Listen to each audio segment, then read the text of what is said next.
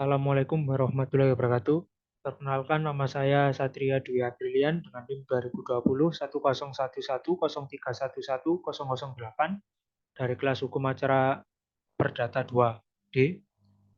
Di sini saya akan membacakan materi tentang Undang-Undang Nomor 2 Tahun 2004 tentang perselisihan hubungan industrial.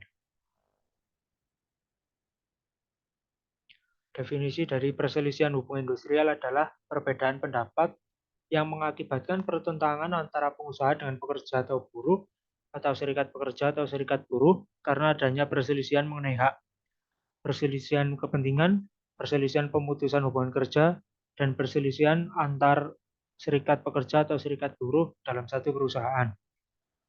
Selanjutnya itu jenis-jenis perselisihan hubungan industrial. Perselisihan hak adalah perselisihan yang timbul karena tidak dipenuhinya hak akibat adanya perbedaan pelaksanaan atau penafsiran terhadap ketentuan peraturan perundang-undangan, perjanjian kerja, peraturan perusahaan, atau perjanjian kerja bersama. Yang kedua yaitu ada perselisihan kepentingan. Yang dimaksud dengan perselisihan kepentingan adalah perselisihan yang timbul dalam hubungan kerja karena tidak adanya kesesuaian pendapat mengenai pembuatan dan perubahan syarat-syarat kerja yang ditetapkan dalam perjanjian kerja atau peraturan perusahaan atau perjanjian kerja bersama. Selanjutnya, perselisihan pemutusan hubungan kerja.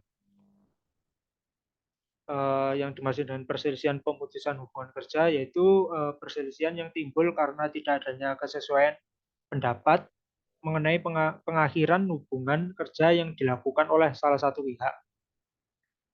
Dan yang terakhir yaitu perselisihan antara serikat pekerja atau serikat buruh adalah perselisihan antara serikat pekerja atau serikat buruh dengan serikat pekerja atau serikat buruh lainnya hanya dalam satu perusahaan karena tidak adanya persesuaian paham mengenai keanggotaan, pelaksanaan, hak, dan kewajiban ke serikat pekerjaan.